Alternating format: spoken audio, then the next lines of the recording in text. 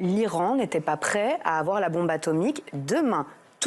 Je dis bien tous les services de renseignement, y compris les services de renseignement américains, sont clairs et formels là-dessus. Donc on nous rejoue exactement, souvenez-vous, vous avez très mauvaise mémoire, le même scénario que pour la guerre d'Irak. Il y a quand même ces 400 kilos d'uranium enrichi qui n'avaient pas une... mais ce n'était pas... Mais encore une fois, entre de l'uranium enrichi et la bombe atomique dans les mains de Khamenei, il y a des années et des années... des intentions. Non, mais ça n'existe pas, la guerre préventive en droit international, monsieur. Sinon, en fait, tout le monde ferait la guerre préventive à un État qui décide d'avoir la bombe atomique. Israël, par exemple, a la bombe atomique, ne le dit pas vraiment, mais elle l'a. Elle ne respecte pas non plus le traité de non-prolifération. En fonction...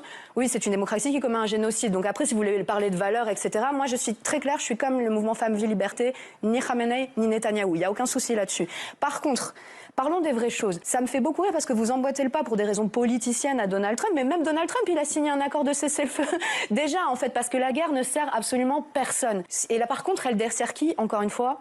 La société civile iranienne, dont tout le monde fait des gorges chaudes, oh là là, il faut les libérer de leurs tyrans oppresseurs. Sauf qu'en fait, là, ils ont bombardé, ils ont envoyé un message, ils ont détruit certaines capacités nucléaires, et d'ailleurs, le stock d'uranium enrichi a par ailleurs disparu, mais bon, ça, c'est un autre sujet. Mais par contre, qu'est-ce qui se passe là? 700 arrestations, 3 pendaisons, en fait le régime se durcit et on ne voit toujours pas d'horizon stratégique durable pour affaiblir le régime avec la levée des sanctions économiques, parce qu'encore une fois, non mais laissez-moi finir, c'était la stratégie de Barack Obama, annuler les sanctions économiques sur la société iranienne pour faire une pression de l'intérieur contre le régime bénéficie de ces sanctions. Là aujourd'hui, je vois un criminel de guerre, un criminel contre l'humanité, Netanyahou, soutenu par l'extrême droite américaine, qui en fait on n'en a rien à faire de libérer les Iraniens de leurs tyrans. Non, ce qu'ils veulent, c'est affaiblir définitivement un pays, et s'il peut se transformer en la Syrie ou l'Irak, ils s'en fichent. Et c'est bien ça le problème, et c'est là où la France devrait avoir une voix beaucoup plus claire.